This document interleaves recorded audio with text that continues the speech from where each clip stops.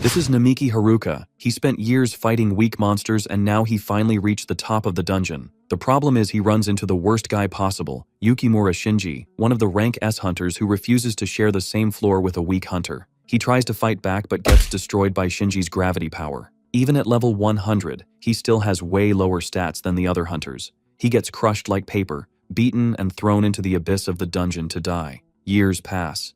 Now Shinji is in another dungeon about to get wiped out by an impossible boss. Suddenly all the monsters are sliced apart by him, our protagonist Namiki. Now he's stronger, confident, and radiating power. Shinji stares at him shocked that he survived and says he'll destroy him again. He tries to use the same gravity power, but against our protagonist the ability does absolutely nothing, because our protagonist is level 6000 with insane stats. The desperate bully grabs a woman as a hostage to escape, but in the blink of an eye, Namiki slices through his gut without even trying. The rank S genius drops to his knees, crying and begging for mercy in front of everyone. Our protagonist has reached a level of power that humanity has never seen before, and now, everyone will have to bow down before the new god of the dungeon. To understand how he got this strong, let's go back and look at the moment he fell from the dungeon. After the fall, he wakes up without a single scratch. When he opens his status, he realizes everything has been doubled.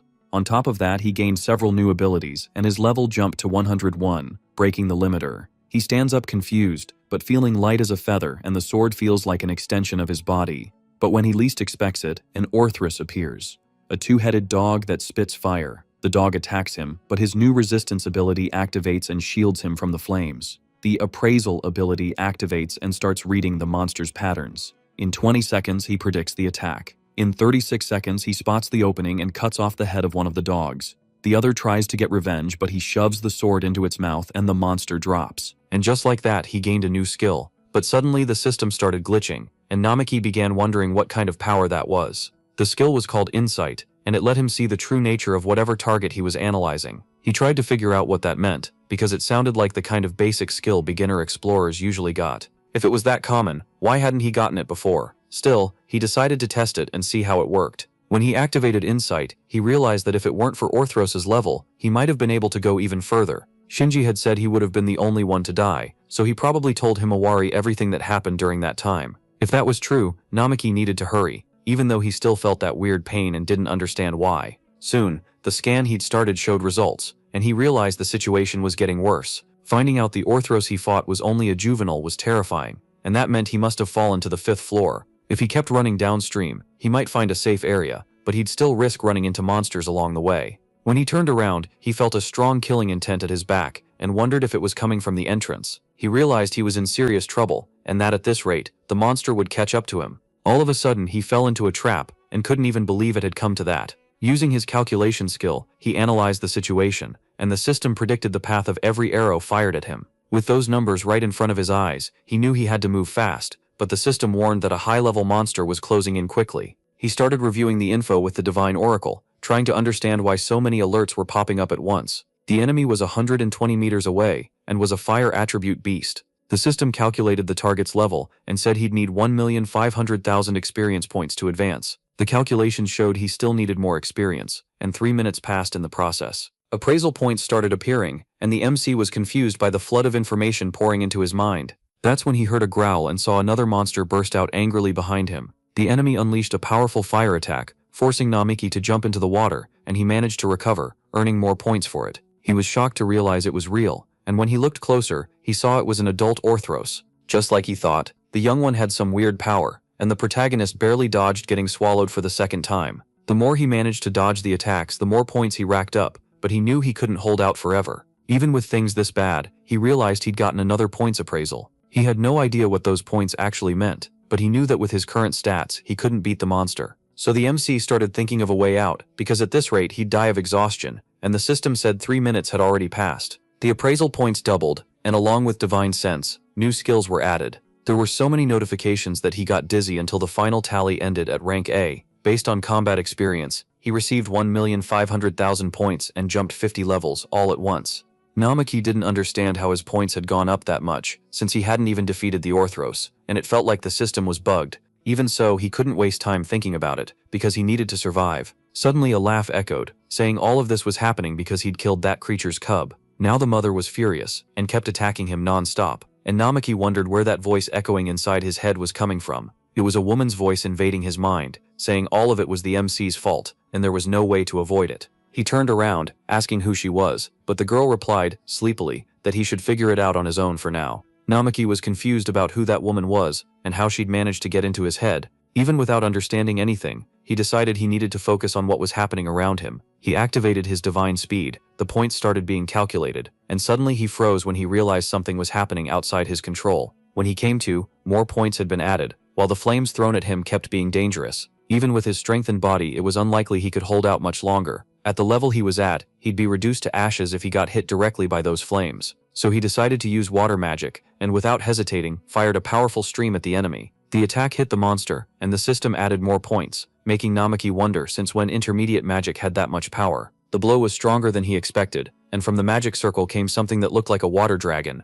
He didn't understand how that was possible, but he decided to use that strength to survive. Namaki kept attacking with his magic until, finally, the jet pierced through the monster. It was a critical hit. The points went up, and the creature's body dropped to the ground. Even so, the monster was still breathing, showing a terrifying amount of vitality. Without wasting time, Namaki went in for the finishing blow with his sword, and the enemy was finally wiped out. After each analysis was completed, he received even more points, until he reached rank A. The combat experience was optimized, giving a total of 9 million points. With that, Namaki went up 300 levels, and unlocked advanced magic for his 4 attributes. Now he understood that the appraisal skill, which he used to think was useless, analyzed everything to the extreme, even the flow of time. After evolving into divine appraisal, it started automatically calculating the experience needed to level up. On top of that, the skill showed the most efficient methods to gain points, handing out rewards with precision. Experience points were set by the level difference and the actions taken in battle. As a result, he gained a god-rank skill capable of generating huge amounts of experience.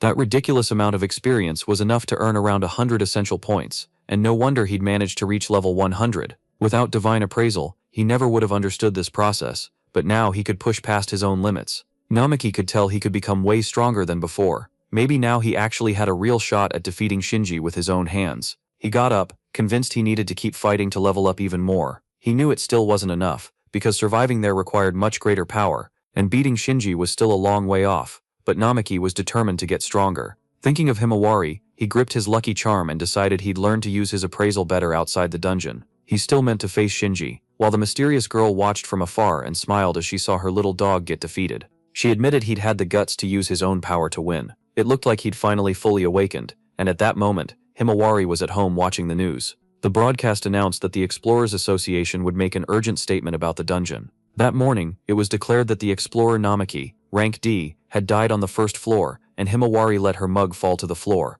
unable to believe what she'd just heard. According to the information released, Shinji Yukimura claimed that Namaki's body was severely damaged, and only his bag with personal belongings had been recovered.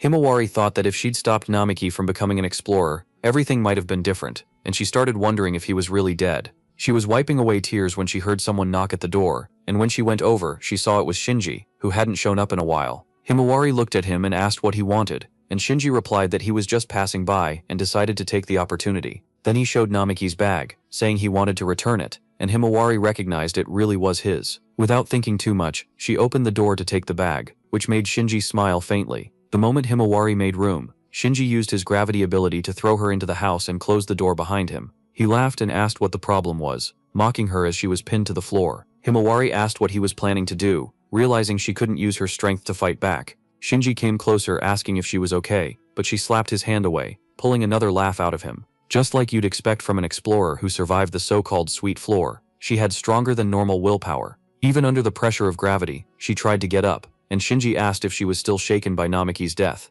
At that moment, Himawari started to realize something was seriously wrong with him, while Shinji noticed his hypnosis didn't work so easily on her. Still, he knew she was at a disadvantage, and Himawari demanded to know why he was doing that. Shinji answered by stomping on Namaki's bag, saying he'd been watching his childhood friend for a long time. That boy who wasn't strong, but was always kind, kept ignoring someone like him. Over time, Namaki seemed happier and happier, and Shinji said he couldn't forgive him for that. He believed he had to make the MC suffer until he fell into real despair. But now that Namaki supposedly had died, Shinji laughed and said he loved watching other people's sadness. With tears in her eyes, Himawari called him trash for completely losing control. Shinji just smiled and increased the gravity pressure on her, saying calling him that was rude. He claimed he was perfectly normal, while she was a talented and admired rank A explorer. A lot of people respected her, so she shouldn't use such vulgar words. He even said Namaki would be sad in the afterlife if he were seeing that scene. Himawari didn't understand why he had to go that far because of the MC. Shinji sighed, saying he was tired of that conversation,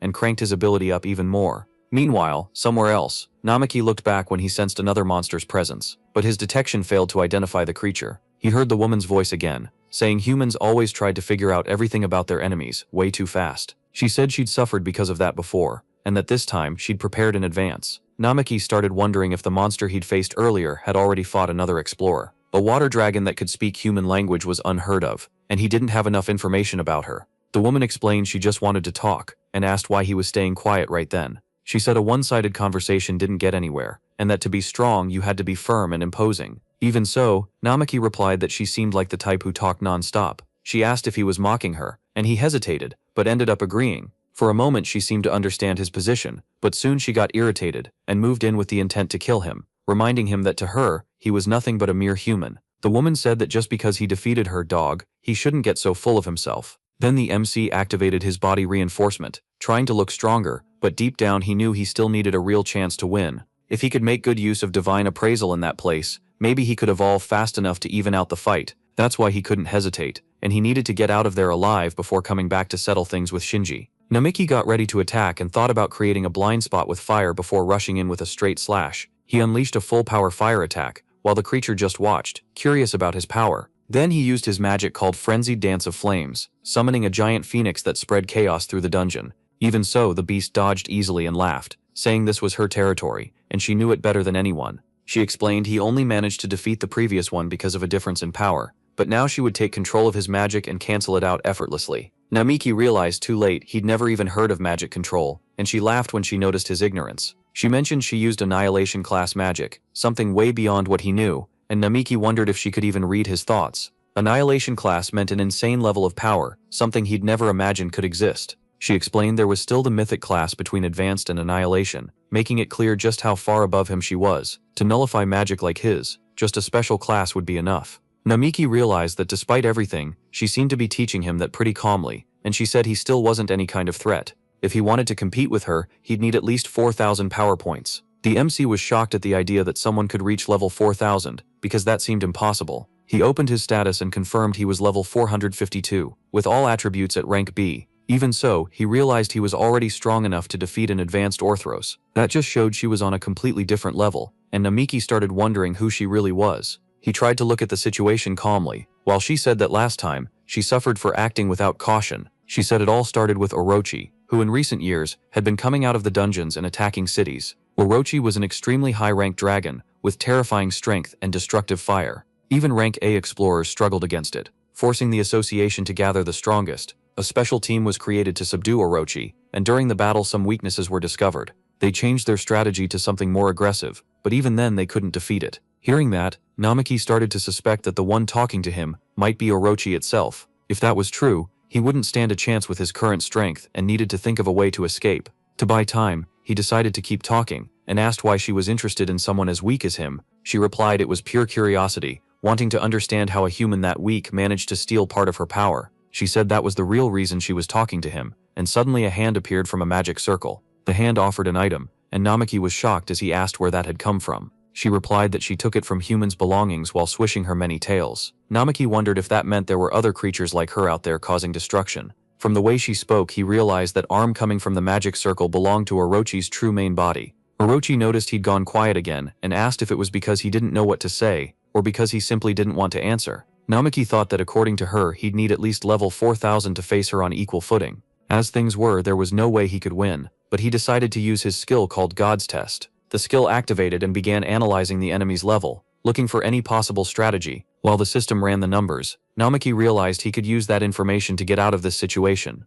The analysis concluded he would need 25 million experience points to reach the next power jump. Orochi was surprised when Namiki suddenly lunged forward, yanking hard on the arm coming out of the magic circle. He managed to destroy her right arm, ripping out a scream of pain, exactly as the system finished the evaluation. For dealing damage to a disaster-rank creature like Orochi, he received 25 million points and jumped straight to level 2200. On top of that, he unlocked a new skill and was stunned by his own ridiculous growth. It was hard to even believe, but he gained a technique called ultra-physical enhancement. He understood that God's test had suggested that specific move, so he decided to cut the arm at the right moment. Even wounded, Orochi admitted that Human had pulled off something impressive. Furious, she couldn't accept that he'd used a surprise attack to hurt her like that. Namiki apologized, but said he couldn't waste time, because he needed to stop Shinji. He knew Himawari was a rank A explorer strong enough to defend herself. Still, a bad feeling made him decide he needed to get to her as fast as possible. Orochi realized he was distracted by his own thoughts, and decided she wouldn't just stand there watching.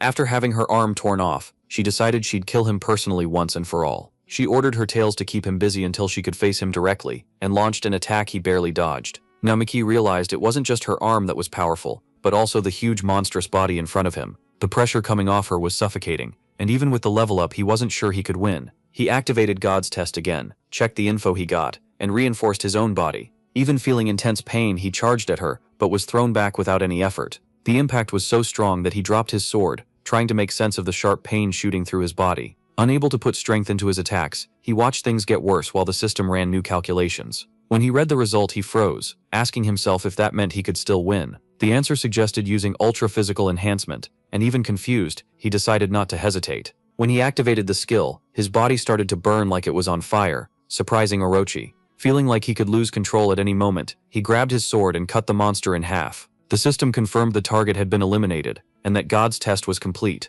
All damage and actions were tallied up, and the points started getting added again. The final result was rank AA, reflecting his combat experience and granting almost 11 million points. With that, Namiki jumped another 600 levels all at once. At the same time, Shinji was on a call, asking for immediate transport while watching Himawari lying on the ground. After the battle, Namiki also picked up 3 new skills: mental mapping, weakness detection, and a boost to his insight. Namiki felt his head spinning, probably from overusing ultra body fortification. He collapsed to the ground spitting blood, as intense pain took over his body, not understanding what was happening. When he opened his status, he realized his physical condition was critical, and even his blood alcohol level was at a ridiculous level. No wonder everything was spinning, and he understood he couldn't abuse that skill like that. When he looked back, he saw something strange coming out of the defeated monster's body, like a gas drifting away. That meant that, even dead, it might still be alive somehow. The gas seemed to be heading toward the main body, and he remembered he needed at least level 4000 to face Orochi. With his current strength, there was no way he could beat the main body, and before that he needed to go back to stop Shinji. He had to stop that guy, and then he noticed a cell phone lying on the ground. It was the same object Orochi had sent through the magic circle, so he decided to pick it up. Namiki took off running and activated mental mapping, which revealed something shocking. He found out he wasn't on the 5th floor, but the 20th. That was the deepest point any explorer had ever reached, and he himself had only gone as far as the 10th floor before. He never imagined he'd dropped from the 1st to the 20th floor after Shinji's attack. Using the God's test, he confirmed he was now moving through the 18th floor, while his target was on the 25th. The system calculated they'd make contact in about 45 minutes, but before that, Orochi's main body could reach him. The calculation also started estimating the level needed to defeat the enemy, and the experience points required. While he was thinking of a way out, he got an alert about multiple high-level monsters detected ahead. Soon several monsters appeared in his path, and he realized he didn't have time to waste. His only option was to keep leveling up as fast as possible. He used his skills to analyze the enemies and identify their weaknesses. Namiki focused on watching, adapting his strategy, and exploiting every vulnerable spot to take them down precisely. He took out 3 Baphomets, boosting his points and clearing another stage of the God's test. His levels went up again, but the pain in his body got worse too. When he turned, he saw a 3-headed monster charging and fired off a powerful water attack. The hit landed dead on and blew off one of the Cerberus's heads with a fast critical, but the creature was still alive, so he decided to keep fighting and take down everything that showed up in his way. His goal was to refine the God's test until he squeezed the most out of it. After more analysis, he got around 70,000 experience points. With that, he reached level 3000 and unlocked a new skill called Double Slash. He was surprised to get such a rare sword technique, but he realized the battle was far from over. The remaining Baphomets seemed to have called in reinforcements, and the monsters were muttering to each other in a weird way. Even with his stamina at its limit, Namiki thought of Himawari and decided he couldn't go down there. That's when he felt an even bigger presence closing in, and turned to see what it was. Behind him, a huge red-eyed creature appeared, way bigger than the other monsters. The attack came out of nowhere and sent him flying back. While he tried to figure out why there were golems on that floor, maybe the monsters were working together, because several Baphomets activated magic circles at the same time. With no time to react, Namiki was almost hit by the sudden barrage of magic attacks. He was grabbed by the leg as he fell, yanked by a magic circle, and realized he needed to act fast. The god's test reset, and started putting together a new strategy while he was stuck there, surrounded by several Baphomets ready to attack. When the calculations finished, Namaki followed the optimized move and used double slash to hit the enemies. He took out the ones closest to him, while the others kept firing attacks from a distance. Namaki kept pushing forward non-stop, and his evaluation points kept climbing, but the constant use of his skills left him exhausted and in pain, and right then a golem came up from behind to attack him. Meanwhile, Himawari was trapped in a locked room, and woke up after being unconscious for a long time. Shinji Yukimura asked, laughing, if she'd finally woken up. He said his charm only worked at first, and that he was impressed by her willpower. He said it was easier when there were several women around, and Himawari demanded to know what he wanted. Shinji grabbed her face and said he'd never liked her, because her eyes showed she still believed Namaki was alive. He couldn't understand how she could say the MC wasn't worthy of being an explorer, and still seem like she cared. Himawari said that after a certain incident, Namaki became obsessed with getting stronger. He started risking his own life, so she asked him to stop before he got seriously hurt. Even so, she said the choice to keep going was his, because he was living his own life. And deep down, she believed he wouldn't die that easily, so she wanted to believe he was still alive. At the same time, Namaki faced the golem and used water magic to destroy its body. With that, he cleared another stage of the god's trial, got 9 million experience points, and leveled up even more. He didn't want to die there, because he still wanted to go back to Himawari no matter what. The system announced he'd reached level 600, and that his reconstruction would begin immediately. Confused, Namaki wondered what that reconstruction was supposed to mean. His body felt heavy, like it was falling apart from the inside. When the pain eased up, he saw more monsters surrounding him, while Baphomets muttered nonsense. He realized there was a barrier around him and tried to figure out what it was. The god's trial restarted, points began getting tallied, and he tried to grab his sword just as new attacks came flying in. Namaki ran to dodge and managed to neutralize the blows once again, but the Baphomets didn't stop, and he had to use double slash over and over to counter magic with magic. The neutralizations kept earning him points, and 30 minutes went by with him doing nothing but defending. Exhausted, he felt like his body could give out at any moment. Because of the barrier, he couldn't counterattack directly like before. The pain was constant, and he started messing up some dodges. Even in trouble, the god's trial finally ended, and started adding up the points. He got another 8 million experience, and gained several levels in just a few minutes. Now he was level 3 tamed to his 8. Only 200 levels were left to hit the minimum needed, and trigger that reconstruction thing. He still didn't understand what it meant, and then Orochi appeared in front of him, noticing how exhausted he was. Namaki turned and saw Orochi's original body, who said she was finally there in her main form. She looked humanoid and worn out, since she'd spent all that time making her way to him. Namaki wondered how she'd managed to catch up to him across 5 floors in just a few minutes. She passed through the barrier and came closer, seeing the mess he'd left along the way.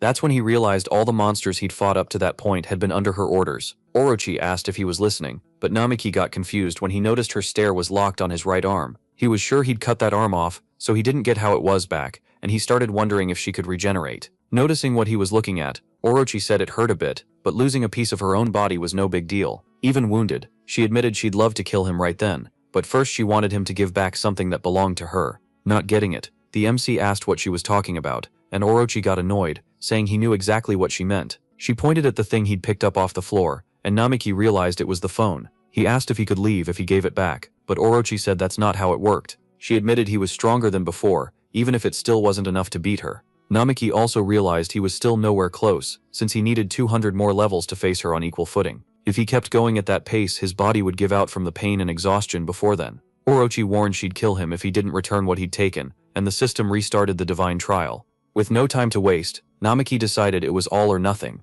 while the system calculated the experience he needed and adjusted his actions. He lunged with his double slash at Orochi, who blocked it, taking only a light scratch on her cheek and already getting ready to counterattack. She mocked him, saying that scratch was pathetic for a special attack, while Namaki's experience jumped by 13 million and his levels shot up fast. When he hit level 4000, his body started reconstructing right away, and a sudden explosion made Orochi flinch. When the smoke cleared, Namaki realized his body had changed with the evolution, and Orochi felt a different kind of pressure coming off him. The MC wasn't feeling pain anymore, and at the same time his senses were even sharper. Seeing how things were, Orochi ordered her monsters to attack, taking what she thought was the best chance. They all threw their attacks at once. Namaki simply jumped and slipped through the attacks like they were nothing, leaving Orochi shocked by his strength and speed. In just a few moments he shut down everything coming at him. Even though it seemed impossible, Namaki activated the divine test again, and the analysis finished in seconds. The system revealed that Orochi was a disaster-class monster, with 12 units under her command.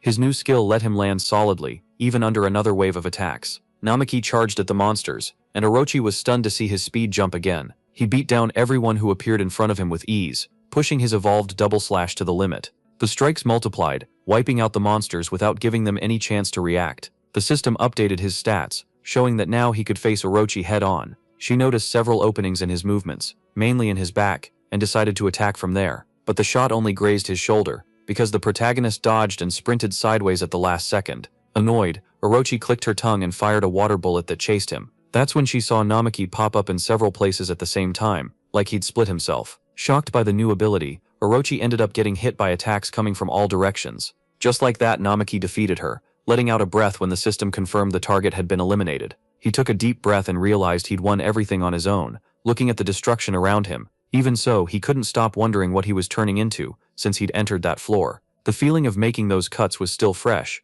but Namaki could only vaguely remember what he'd done. Even though she was a monster, Orochi was a super high-rank creature, and it was almost impossible to face her in that state. At least the crisis had been avoided thanks to his abilities awakening, and now he needed to get out of there while he still could. Suddenly, a voice echoed in a loud laugh, saying she never imagined she'd be defeated so easily. When he turned around, Namaki was met with an unbelievable sight. The monster's body was glowing, and she kept talking like nothing had happened. Stunned, he wondered if she was immortal, while Orochi laughed and admitted she'd underestimated him, even after that brutal attack. Maybe it was better to finish him off by going all out at once. After all, it had been a long time since anyone had managed to turn the tables on her. The system warned that magical energy was rising fast, blowing past the previous threat levels. Namiki watched her body knitting itself back together while she laughed at his expression. Her creatures also got ready to fight, and he had to cover his eyes from the blast of light coming at him. When he could see again, he saw Orochi surrounded by several other monsters. He could barely believe all those creatures had been hidden inside her the whole time.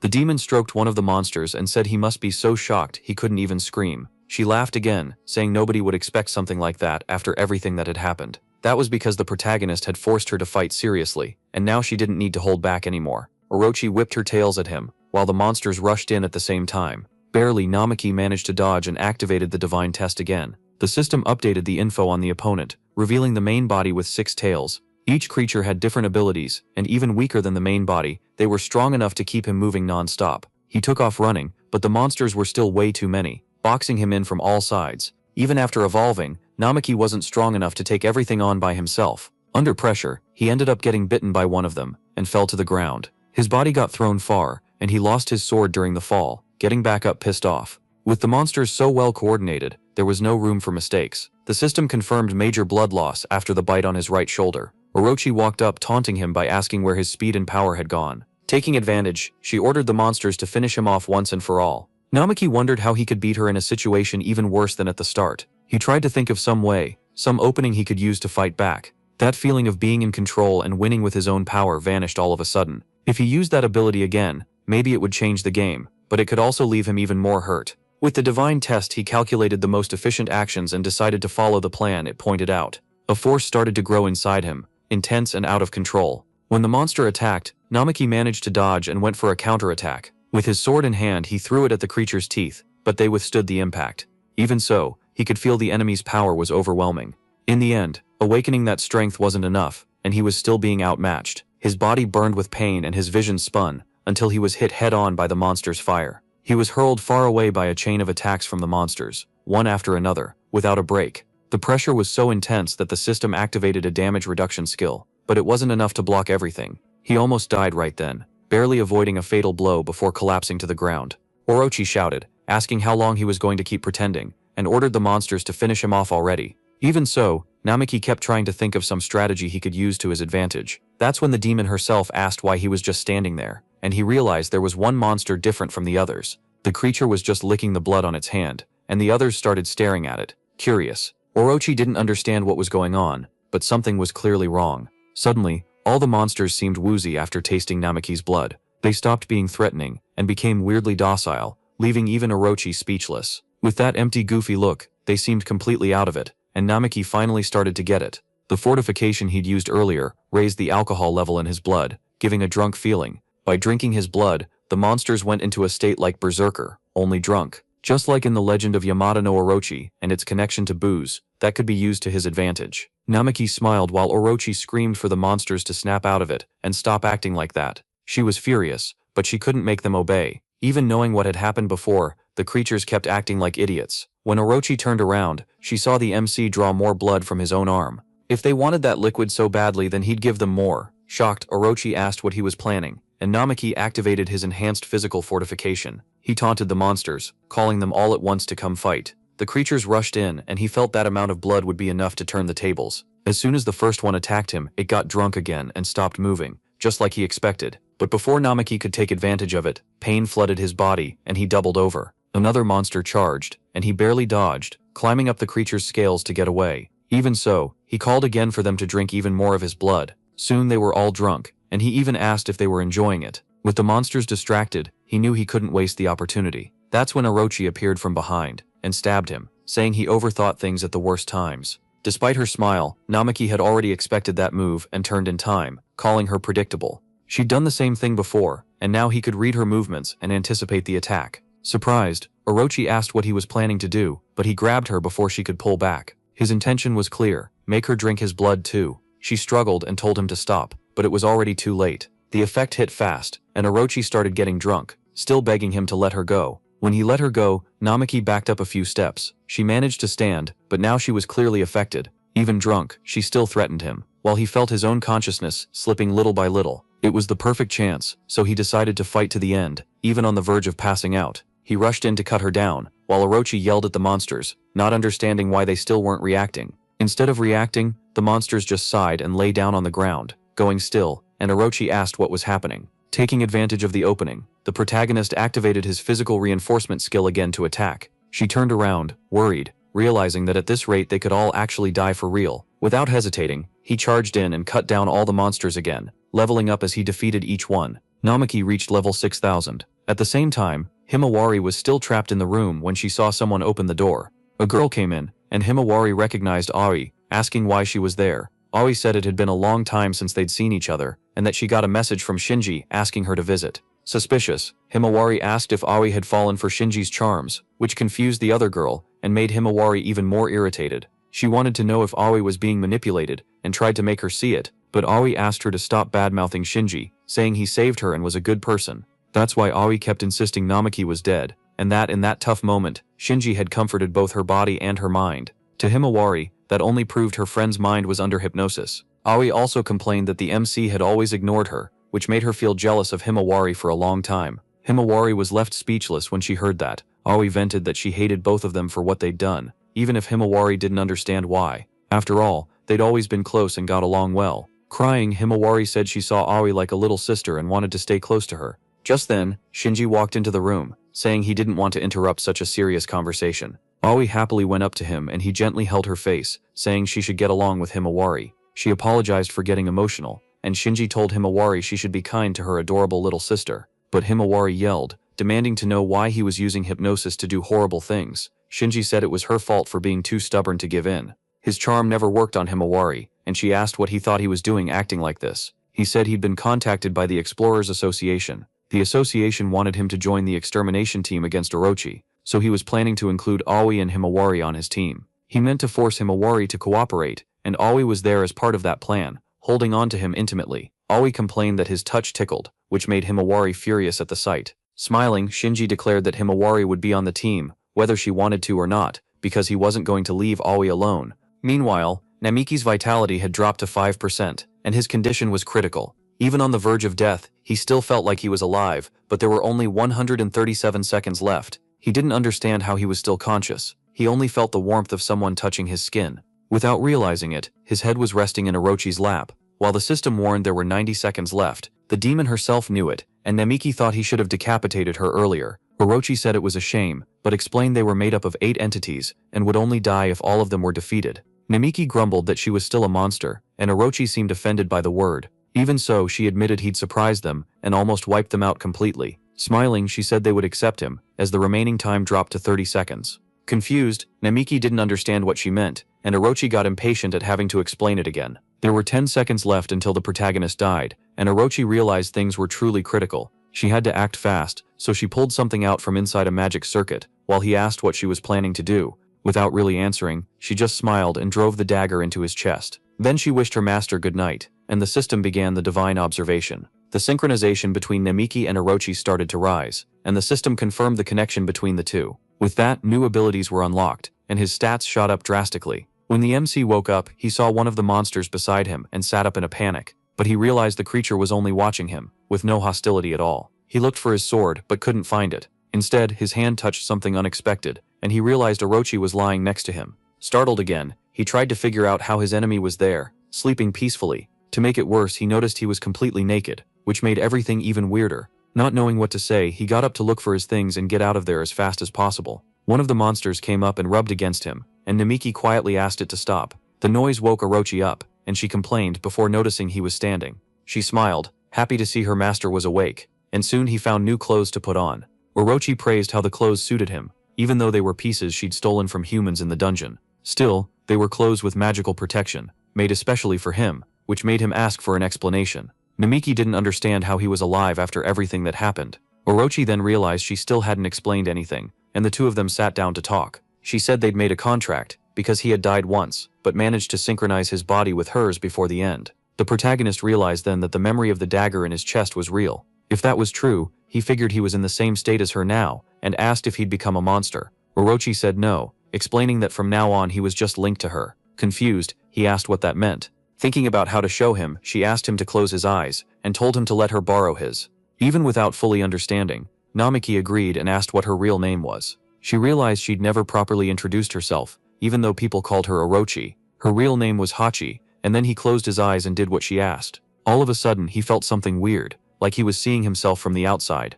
Hachi asked what it was like to see his own body from her point of view. He admitted it was strange, but he was finally starting to get it. Basically, now he could use Hachi's powers. She laughed, happy that he caught on so fast. His stats had gone way up because of the bond, and she decided she'd explain it better later. Meanwhile, the Explorers Association was meeting in a conference room on the 3rd floor. The leader of the subjugation squad, the rank B explorer Ishihara Katsuhiko, gathered everyone to discuss Orochi's defeat. Over the last few days, the attacks in the dungeons connected to her had increased. They'd only managed to hold back some of Orochi's tales and help the affected cities, even with support from the police and investigators. The damage was huge, and several areas had to be rebuilt. According to Ayaka Kyogoku, they knew Orochi had 6 different forms and already knew some weaknesses thanks to the last battle. Orochi's weakness was a high concentration of alcohol. In previous fights, when they managed to inject alcohol into her, it caused major damage. They now understood why monsters could get drunk like humans, and the legend of Yamata no Orochi seemed to make sense.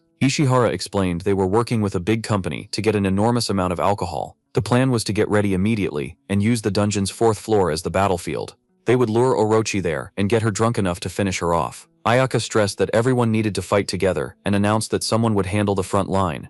Right then, a voice spoke up telling them to leave everything to him, and the one who walked into the room was Shinji, accompanied by several girls. Ishihara knew who he was, and trying to be polite, asked if he could really handle the mission. Shinji laughed, assuring him his team was ready. Ishihara was surprised to see that, besides a strong group, Himawari was also by his side. Meanwhile, in the dungeon, Hachi moved with Namiki inside a sphere of water that slid along the river. He was impressed by how practical the magic was, and started to understand why he lost so many battles. Now it made sense how she'd reached so many floors so fast, traveling through the water. Hachi laughed, saying it was amazing, but also exhausting to use magic like that. She said it would be easier if she could turn into a dragon. Namiki asked why she wasn't doing that. Now, Hachi hesitated, and he realized he'd hit a sensitive topic. She confirmed she didn't want to talk about that right now. Thinking it was weird, he dropped it when she explained they needed to get out of the dungeon urgently. That was when Hachi started calling him Lord Namiki, which made him uncomfortable. She said it was natural to call him that, since he was her master now. Even while protesting, he ended up explaining why they were in such a hurry.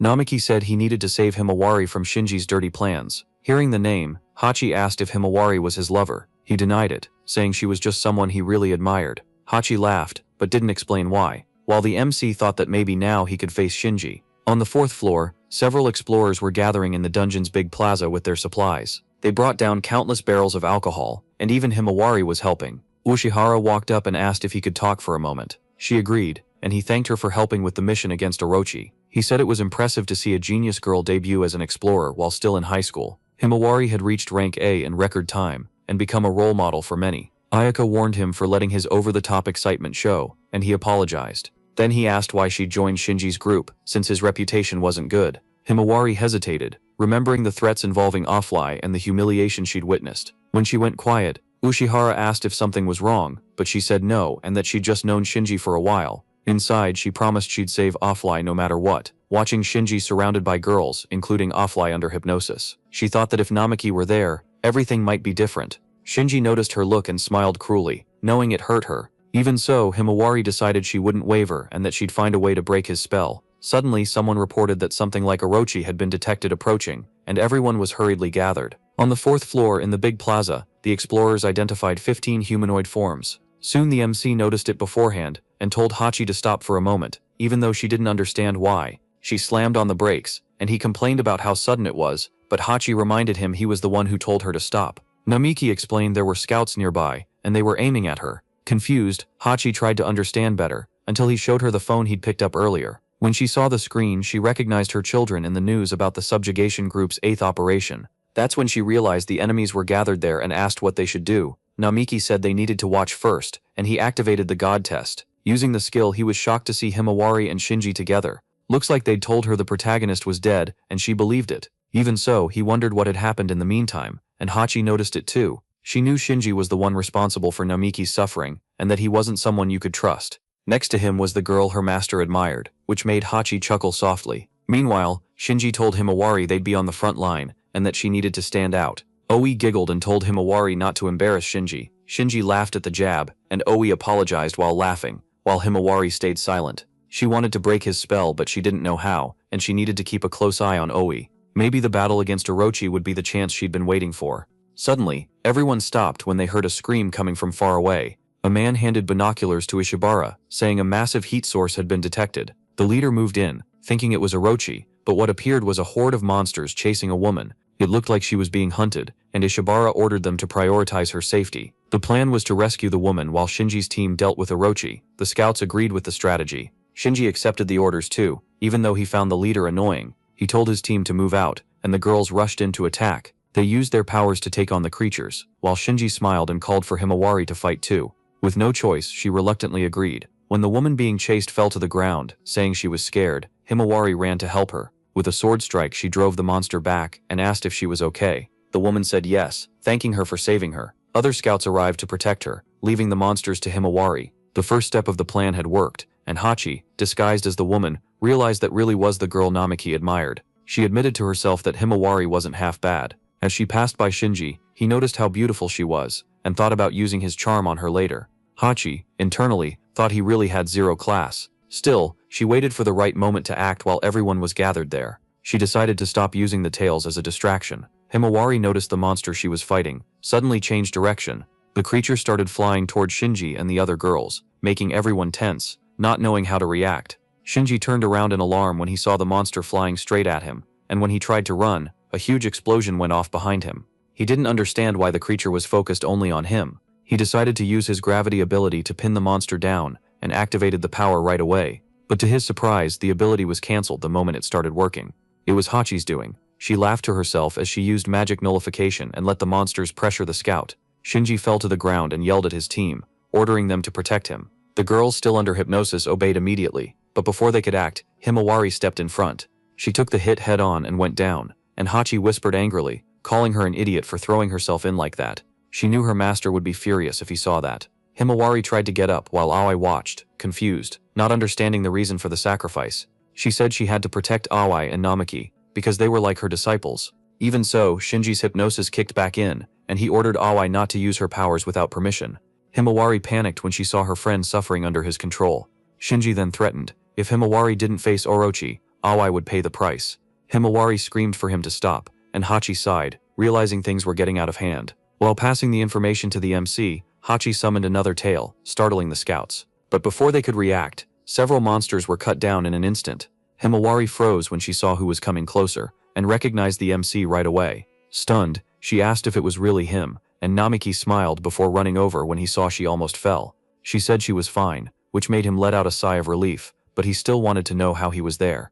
What shocked her the most was feeling the change in his aura, especially after seeing him take down Orochi with a single move. Namiki sighed, and said a lot had happened, asking what she was doing there. Himawari explained she wanted to retrieve his belongings that were left behind, and looked at Shinji, still on the ground. The protagonist also stared at the explorer, and Shinji took a moment before recognizing him. Shocked, He asked how he was still alive after so long in the dungeon.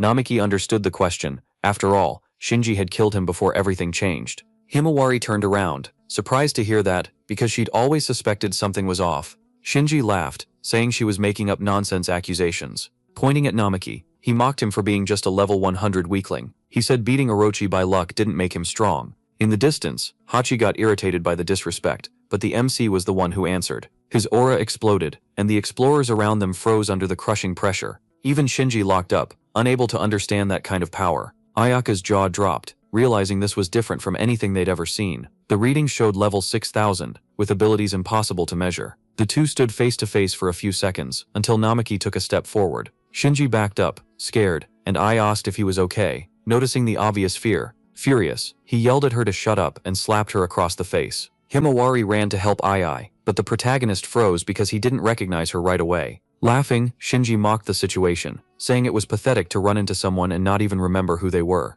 Ai stayed silent on the ground, while Namiki asked if he'd been using hypnosis on her this whole time. Shinji laughed and told the MC to check for himself if it was true, since he'd also been trying to use the same trick on his idol. Surprised, Namiki looked at Himawari, and she explained she thought she could handle everything alone after hearing about his death. Unfortunately, the plan didn't work, and she ended up falling into Shinji's manipulation. Even though she was an A-rank adventurer, his powers weren't enough to fully control her, but that didn't bother him. Instead, he decided to use Ai, someone more vulnerable, and took her over with his hypnosis. Ai started getting pressured again by his power, begging him to stop, which only made Namiki even angrier. Then she screamed for the two of them to stop, saying she was doing it for Shinji's sake, and lunged to attack. The protagonist blocked the non-stop strikes, feeling the killing intent behind them. He was shocked by the insane strength she was showing, clearly boosted by Shinji's powers. That didn't feel like the real Ai, and Himawari got ready to face Shinji directly. The explorer laughed when he saw her in his way, and warned her she was making a mistake.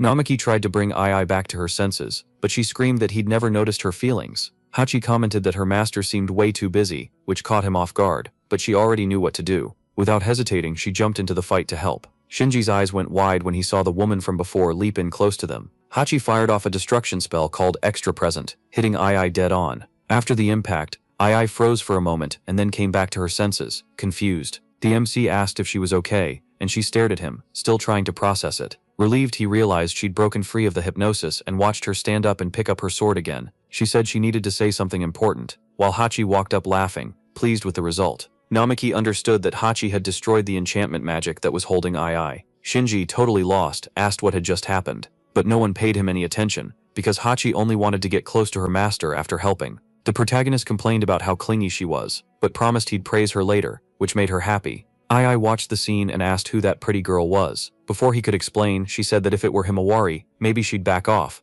All of a sudden, Ai's power exploded, surprising even Namiki. Even so, she didn't hesitate, saying she'd always admired him. Back in school, when he protected her from a bully, she started seeing him differently. She'd been into him since she joined the dojo, remembering how he'd encourage her when she felt like giving up. The problem was he always looked at Himawari in that special way, and when she heard about his death, she felt this huge emptiness. Now seeing him next to Hachi, she yelled, asking why it had to be her of all people. Hachi almost got hit, but Namiki jumped in front to protect her. Ai said she would never forgive him for that, and Shinji laughed, explaining that his power boosted negative emotions until they turned into curses. That only made Namiki even angrier. While Shinji kept that arrogant smile, the spell kicked in on Ai again, and she begged them to stop. And the MC realized fighting like that would only hurt her more. He hesitated for a moment, not knowing what to do. That's when Himawari rushed Shinji, and smashed the accessory he used to activate his powers. Shocked, he jumped back, quickly putting distance between himself and the group. Himawari got ready to attack again, but Shinji yelled for her to stop, saying it was enough already. He raised his voice, saying he wouldn't lose to anyone.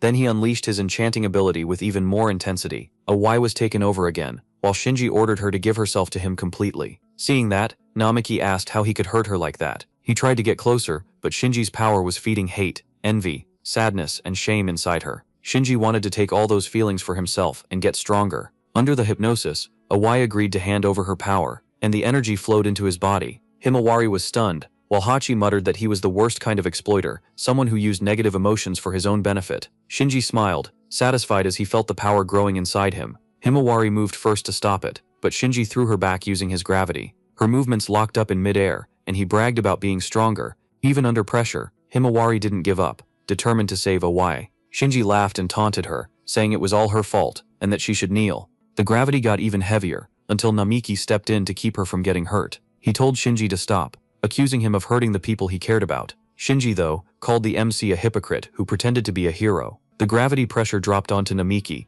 trying to force him to his knees, but even using his upgraded version, Shinji realized it wasn't working. The protagonist asked what kind of messed up thing he'd done up to now. Without answering, Shinji cranked the power up to extreme high gravity. Even then, he couldn't do any damage, and he was stunned. Hachi watched proudly, telling him to give it up. Furious, Shinji decided to attack Ai to hurt Namiki. Himawari screamed for him to stop, but it was too late. In the blink of an eye, the MC appeared behind him and slashed him with his sword, calling him a villain. His scream of pain echoed through the floor, while Shinji clutched his injured hand. No one ran to help him. Dazed, he asked how that was possible, since Namiki was level 100.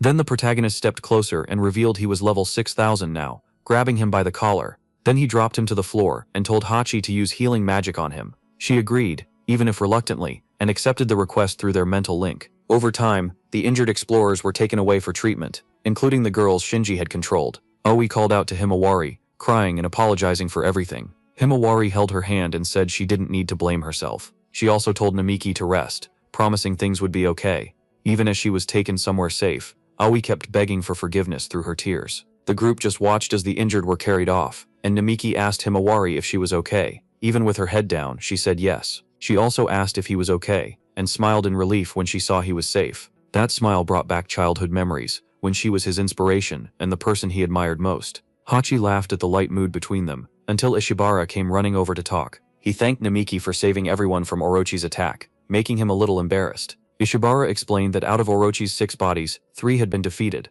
a huge step forward for humanity. On top of that, they'd managed to capture Shinji thanks to his intervention. Since they were already on the 4th floor, they decided to head back to base. Several explorers praised Namiki for defeating Orochi so easily. All that admiration even left the protagonist not sure how to react. Hachi said mentally that she'd taken out the tails on purpose, and he shouldn't forget the promised reward. He agreed to make it up to her later, and Ishibara asked him to say his name again. When he introduced himself, a lot of people remembered he was the explorer who first reached level 100. Some whispered, saying it was weird for someone considered weak to become so powerful, even if he'd leveled up fast. Beating Orochi like that seemed unbelievable. Himawari cut off the murmurs, and Ishibara admitted some of the comments had been rude. Still, they officially thanked him and said they could offer a reward. Namiki was surprised to hear that, until Hachi whispered mentally that she wanted something special. He got that she meant the barrels of alcohol, and smiled, remembering their weakness. Later on, Namiki left the dungeon and stretched, feeling like it'd been forever since he'd seen the sky. Hachi praised him for the hard work, but pointed out that the person he admired hadn't come along.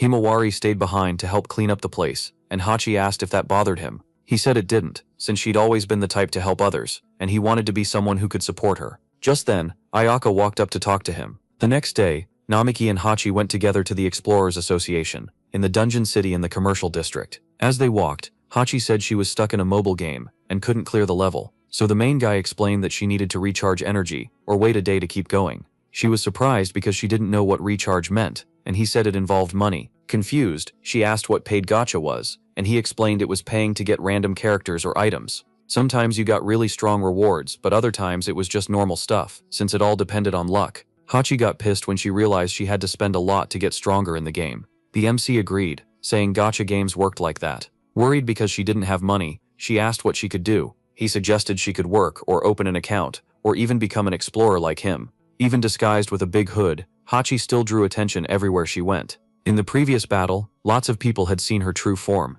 and the news was already starting to spread. Namiki knew that if she wasn't careful, rumors about who she was could turn dangerous. There was also the damage done in the city, and they couldn't let anyone find out Hachi was the real disaster-level Orochi. All of a sudden she yelled at Namiki for not paying attention, and he apologized for getting lost in thought. Hachi asked if he was worried again, like the day they met. Laughing, she announced she'd decided to become an adventurer, which completely caught him off guard. Namiki tried to explain that in her current state that could be complicated. He wondered if the association would accept someone like her, but Hachi said that with his influence now, maybe they could pull it off. He said it wasn't that simple, and she smiled, admitting she really just wanted to make money to spend on gacha. On the way, Namiki said she'd been playing non-stop since the day before, and Hachi complained she didn't want to interrupt her progress. From the top of a building, some people watched the two of them in silence as they headed to the association's headquarters. When they arrived, Ayaka greeted them with a smile, saying she'd been waiting for them. Right away, the MC introduced Hachi as a friend. She teased, asking if she couldn't be called a servant, and he told her to cut it out. Ayaka laughed at their bickering and led them inside the building. Namiki asked why they'd been called in. Ayaka said she'd explain everything in the office and guided them to the elevator. She mentioned that during the subjugation of Orochi, she saw how well the two of them fought. When she reported that to the association, the senior manager showed interest in meeting him, leaving the MC surprised by the news. Ayaka added that Himawari and Ishihara had been called too. She said they could go the next day, but she'd rather they come with her right away. Soon after they reached headquarters, and Namiki wondered why the manager wanted to talk to him.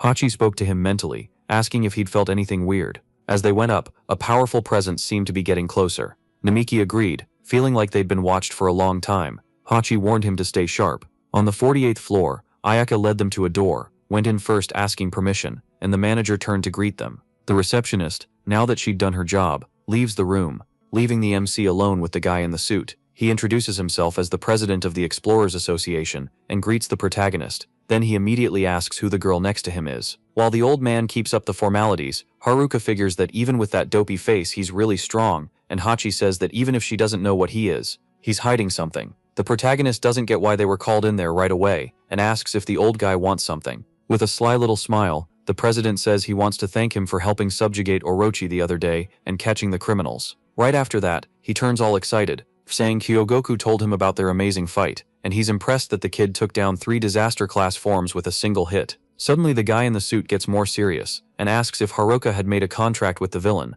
Quickly, the young guy notices that aura and gets scared. He even tries to analyze the guy, but his partner reminds him he doesn't have detection skills. The woman says the old man was using a mythical class spell and she can't read his status. Hearing that, the protagonist asks if that was the same magic she used before. The girl in turn says it's exactly that, and says she doesn't know what it is, but for sure that guy has a ton of information. Seeing the old man isn't just some ordinary person, she asks her teammate to stay behind her. After that, the suited guy activates a skill, suggesting they test what they can do. Meanwhile, out in the hallway, 2 coworkers from that room walk by, asking if they were already in there. And the secretary says they're probably chatting with her boss. Suddenly the door falls on her head. Automatically, Himari pulls out her sword, curious about what was going on, because she felt a huge source of energy. The protagonist tells his partner not to get too close. After that, the president fires his skill at Haruka. The boy even tries to use his divine observation, but he can't. The young guy turns to Haichi and says he'll leave Hyogaku and Ishihara for her to handle. Then the guy runs toward Himari,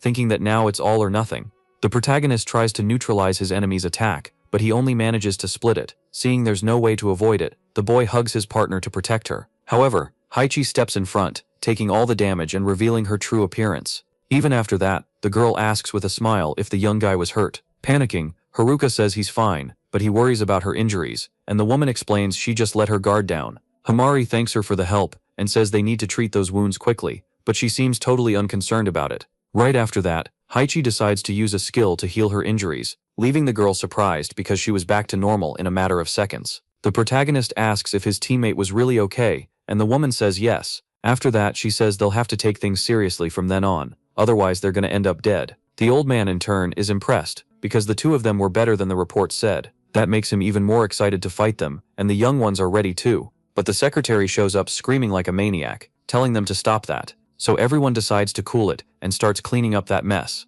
Then the president apologizes for going overboard. His secretary says she'd already told him about Namiki's status, and that if he went all out, he'd end up destroying and damaging the area around them. Then she asks him to think about that, and the man says he understands. Not understanding anything, Haruka walks up asking what was going on there. After that, the woman explains they called him there just to examine him, finding out that the 2 of them could possibly become their enemies. The girl asks if Haichi was the Orochi of disaster, leaving everyone there really surprised. And the girl in turn gets curious about how they know that. Then the president shows her, and the woman feels another presence inside him. Realizing who it was, Haichi says that thing lives in the depths of the dungeon, or at least that's where it's supposed to be. The protagonist asks if his teammate knows him, and the girl reveals they have a history together. Right after that, she says she figured Lindworm would stay away from humans and not make a contract with them. Haruka realizes they have a connection, and wonders if there are other dragons. Before they continue the conversation, Haichi gets curious about who the secretary at his side was, making her feel awkward. The suited guy explains that she was half human and half monster, and she'd made a contract with his mother. Himari says she'd heard about people like that, but this was the first time she'd seen one in person. The girl says other people didn't know about her other side, so she keeps it a secret. But when she gets emotional, some things end up showing, so she tries as hard as she can to keep herself under control, otherwise she won't be able to live in the dungeon city. Himari asks if she faces prejudice, and the secretary says people don't have a good image of hybrids. However, Haichi found out her secret when she was still in human form. The woman in turn says she's always lived in a dungeon, besides the fact she didn't hide it all that well. The protagonist raises his hand, saying he'd been suspicious too. Hearing that, Haruka scolds his teammate, warning that he should have said something about it earlier. Himari asks if in that case Kyogoku was telling the truth earlier about Haichi being a disaster class Orchi, and she says yes. Ishihara can't believe a huge dragon turned into something so beautiful. After that, the girl gets curious about what all that was, and the protagonist begs for forgiveness, saying he'll explain everything later, but for now, he asks her to calm down. With a smile, the president says things were getting interesting, and suggests taking the conversation somewhere else. In the meeting room, the secretary says that according to the investigation results, Haruka and Haichi aren't enemies. Then she thanks both of them for cooperating, but the old man says they still look like they've got their guard up. The protagonist thinks how obvious that is, because just moments ago the president attacked him, and on top of that he's a contracted lindworm. After that, the man says the boy can relax, because Haichi was a disaster class Oruchi, and still protected humans in the fight. He also says this little disagreement won't make them enemies. The boss says that in that case, the two of them can trust him. Right after that, his subordinate thanks everyone's efforts in the Oruchi subjugation squad. With a smile, the woman asks them to keep everything that happened a secret, and says they'll receive a reward. Himari even tries to give her opinion, but the guy bows, showing gratitude for everything. After that, he tells Haruka that from that moment on, he's officially a rank A explorer. The young man, in turn, admits he's a little nervous, since he was only rank D, but the old man remembers the protagonist proving his worth in the last fight, so he believes he's qualified. Himari asks him to think about it a bit more, because she's been watching him fight this whole time. With that, both sides come to an agreement. The boss then decides that in that case they can officially let Haichi join the association. Hearing that, the girl hugs the protagonist, excited that they can stay together. Himari, meanwhile, watches them with a threatening look, telling her partner to explain in detail what the relationship between the two is. Meanwhile, in the city, people already know the news about a rank D guy becoming rank A out of nowhere, but they think it's just fake news. On someone's phone nearby, there were only articles about that promotion. A guy who looks like Michael Jackson shows up, curious about what she was looking at, and if he can take a look. And a blonde little girl named Ichigo says he can look all he wants. While she's in the bath, Himari remembers when her village was invaded by monsters. The girl steps in front of Haruka to protect him, and asks if he's okay. The young man reassures her, saying it was just a tiny scratch. The woman then gets curious why those things were in the village, and with her guard down, a creature attacks her. Seeing that, the protagonist grabs his sword and is ready to go after the monster. However, Himari steps in front, taking a hit to the shoulder. Seeing that, Haruka starts crying, promising to get stronger so that one day he can protect her. Back in the present, Haichi is trying on some clothes in a shop, and asks her coworker what he thinks. The boy then says it doesn't look bad on her at all, and Himari, for her part, doesn't hold back on the compliments, and says it looks perfect. Right after that, they get curious how the woman managed to hide her tail, and she explains she got some tips from Kyogoku. Haruka comments that the two of them are spending a lot of time together. The woman decides to buy that outfit, but she's still not satisfied and already calls for them to go to another store. Himari asks her to wait a bit, because she needed to pay first. However, Haichi reveals she's completely broke. After that, she asks if the protagonist can pay this time. The guy is fine with it, but before he does anything, his coworker offers to pay the bill. Haruka says she doesn't need to do that, and the girl says it's fine. Haichi helped her the other day, so this way they'll be even hearing that. The woman gets all excited, saying she was a good person. Then she asks if she can call her just Himuri from now on, and she says that's fine. After a while, they go to a cafe, where the protagonist thanks her for the help earlier, and the girl laughs, joking that apparently it was good she was there. Haichi gets bored,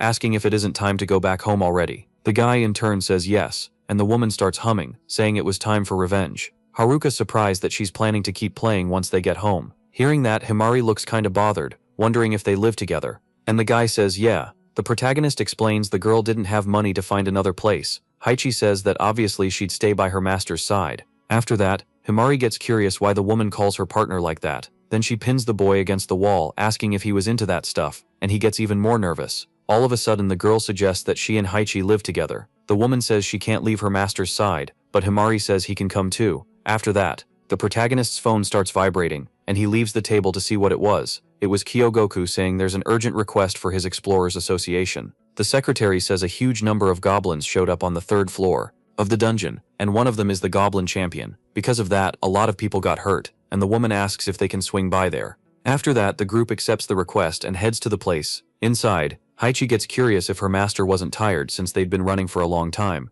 but the guy says there's still more than 1 kilometer, which bums his teammate out. Then she asks why they're going on foot. The protagonist remembers that the woman can only move fast where there's water, and there isn't any here. Haichi then suggests they use some car, but Himari says they don't have permission to use the association's vehicles and there's a whole process. The girl says when they went to wipe out Orochi, they put in a request, but they didn't get anything. They couldn't keep control of the vehicle arrangements because of the emergencies. Haichi gets discouraged by humans insisting on rules, and the protagonist explains they keep order. After that, Haruka notices the place's upkeep and gets curious where they got those resources. Suddenly, his head starts to hurt, and his partner asks if he was okay. The guy says yes and thanks her for worrying. Soon they spot a light at the end of the tunnel, and when they get there they don't get what happened. In front of them were a bunch of goblins down, knocked to the ground. The boy says it looks like someone got there before them. After that they realize that guy who looks like Michael Jackson was standing there smiling at them. The protagonist wonders if he took care of the creatures all by himself, but the guy says he had someone else. Hearing that, the three of them get on alert,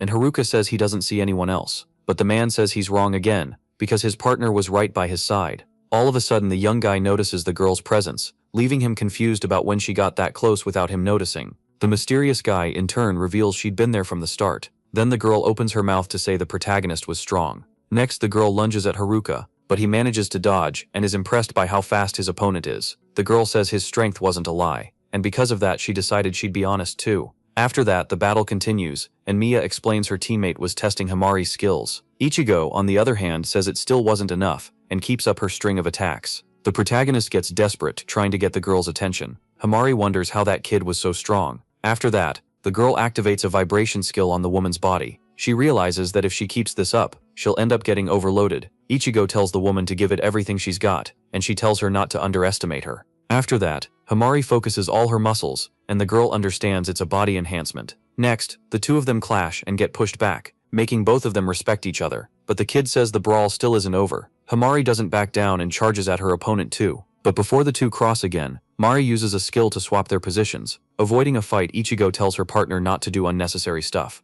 The guy apologizes for getting in the way, but what matters is they're not far. Haruka says the man's right, because the real danger was coming toward them. Meanwhile, some guy shows up running from a monster, but he can't get much farther. After that, several monsters like that one appear, and behind them there was an even bigger one leading them. Himari asks if her partner is sure, and he says yes. The boy says it was 30 creatures and a higher level being, and they'll be there in 1 minute. Mari is impressed by the protagonist's abilities. Ichigo notices his teammate was staring at the others and says that was disgusting. The guy says the situation is serious, so the two of them will work together. Right after that, the monsters show up, running after other explorers. Seeing the biggest one of all, Haruka assumes it's the leader of the pack. After that, the system gives the best route to deal with the situation, making the protagonist realize they can do this together. So the boy tells Himari to move forward with that child, and tells Haichi to provide cover. As for him, he'll save the innocents and handle the big one. But before anything else, the young man introduces himself to the pair, and asks if Mia can help the girls, and he agrees right away. The would-be king of pop is impressed that the protagonist managed to come up with a plan using everyone's abilities so quickly. A creature lunges at Himari, but she manages to defend herself and counterattack. The woman realizes those things were moving in a more sophisticated way. Like the explorers, Ichigo tells her to stay sharp because there were more monsters behind her. Himari easily takes them all out with her sword. Even the little girl noticed the creatures were acting strangely. Right after that, she asks Mia for something, and suddenly the girl's axe becomes huge. The monsters run toward her, but with just one swing of her weapon she wipes them all out. After that, the undead leader goes crazy and runs at an adventurer. Seeing that, Haruka wonders if that was a unique skill. Then he warns Haichi that the monster was a problem. The woman supports her master so he can push forward. With that distraction, the protagonist manages to land several hits on the monster, finishing it off, and the two of them level up. Haruka and his partner celebrate the victory. Meanwhile, Himari starts staring at her teammate in silence, and he asks if something was wrong, but with a smile on her face she says it's nothing. Then she starts thinking about how the guy has changed a lot. The adventurers who were in danger bow, thanking them for the earlier help, but the boy says they don't need to treat him like that. Himari smiles, saying she's really proud of the protagonist, making him feel awkward. The boy remembers when people used to mock him for being a weak level 100 before he died, but now it was different, because he's gotten a little stronger now, and he's made reliable friends. Haruka doesn't know why he has the god's test ability, and hopes that one day he'll be able to understand. But for that, they'll need to explore even deeper into the dungeon. Right now the protagonist is 21 years old, an A rank, and his family members are missing. As for his personality, he's someone affectionate, with huge patience and care. His favorite hobbies are sewing and admiring swords. Haruka was raised in an orphanage in the dungeon city since childhood, and that's how he met Himari Tachibana. After that, he started attending the dojo his father ran in the slums. The woman, meanwhile, is 24 years old and an A-rank explorer. She's from the Flow district, where she was raised by a single-parent family. The girl's pastimes are tea ceremonies along with calligraphy. Her mother ended up passing away from an illness when she was still in elementary school, so she was raised by her father. After that, she started dedicating herself to martial arts at the dojo, mastering skills with the sword, spear, and archery. When she was in high school, she made her debut as an explorer, and got media attention as a genius girl. Because of the public reaction and her popularity at the time, an unofficial fan club was secretly formed 7 years ago. An incident happened with those two, where an unidentified monster attacked Haruka while he was training at the dojo. Himari tried to help him but got hurt in the process. When the authorities arrived, the creature fled, and its goals are still a mystery to this day. Mia says that episode was the trigger that changed the relationship between the two teenagers. All of a sudden, Kyogoku asks him to calm down a bit. The guy gets curious if something was wrong, and the woman says they asked for a combat report from Haruka, but he was going in a completely different direction, and the serious-faced guy in a suit asks if they could continue with the report. Mia, for his part, apologizes for getting a bit carried away. Back to the explanation. The man says that during the battle with Haruka the other day, there was an interesting point because both the name of his special ability and its details were unknown. But are you sure the kid made a contract with the disaster class Orochi? Then he says the protagonist was called a mystery because he's a level 100 newbie. Mia says this can only be a bug because he leveled up way too fast. The old man, in turn, says he also got curious about it because when he fought him in his room and activated his mythic class magic, the boy shouted divine prediction. After that, he was pretty shocked by his fast and precise movements. Mia also mentions that the other day the protagonist's leadership was excellent, even though he'd figured out their abilities in such a short time. The president then says Haruka could be a potential danger because he definitely has a secret. Still, he admits he's someone genuinely interesting. Kyogoku, in turn, asks if it wouldn't be more interesting to have his private evaluations leaked. The girl suggests the investigation should continue, and the old man orders Mia to keep going with his mission. The guy then leaves, deciding to go, but before he goes out, the receptionist asks him to let her know when there's another report. Then the man thinks about how he really doesn't want the old man as his enemy. Outside, he runs into Ichigo. The girl gets curious about what he was talking about with the president, but the guy says it was nothing important. After that, Mia says the girl can form a team with Haru, and when she hears that, she gets happy. The man then wonders if Haruka is going to bite on this offer now. Some time passes and Himari is standing somewhere, wondering where her teammates were. Suddenly the two idiots show up running, and Haichi asks why they're running again. The protagonist explains they were super late because the girl took forever to wake up. The woman in turn says she couldn't even sleep until dawn. Still, the boy says he told them they were leaving early. Haichi says that place doesn't even have good items, but Haruka says he's tired of her excuses. Right after that, the girl apologizes to Himari for being late, but she says it's fine. The woman hugs the girl, thanking her for her kindness, and says she's really different from a certain master. After that, Mia shows up with his friend and apologizes for being late too. The guy explains that Ichigo never wakes up because she has low blood pressure, which makes her weak in the morning. After that, the group goes into the dungeon with the goal of wiping out the boss and his underlings in the deepest part. Haruka asks Mia where this request came from, since it wasn't listed on the Explorers Guild bulletin board. Besides, it comes with a really fat reward, around 5 million. Haichi says if they split it, that's about 1 million each, which gets her excited to spend it all on her game. Right after that, Mia asks the others to just trust him, even though he can't reveal the client's details. Ichigo starts giving him a hard time, and the guy tells her to forget about it for a bit. After that, he remembers how the girl got pretty excited about the idea of forming that team again. The blonde, in turn, says it's not really like that, but someone else might be thinking that way. The protagonist apparently gets the hint, but decides to focus on the objective. Haruka thinks about how his life completely changed after getting divine prediction, but there's still a lot about the skill he doesn't know. On the bright side, he can gain a ridiculous amount of XP, but if an explorer found out, they'd want to get their hands on it. Suddenly the boy feels that same headache from before again. Haroni notices he's acting weird and gets worried, but the protagonist reassures her, saying he's fine. After that, the protagonist says he feels like he's about to remember something important,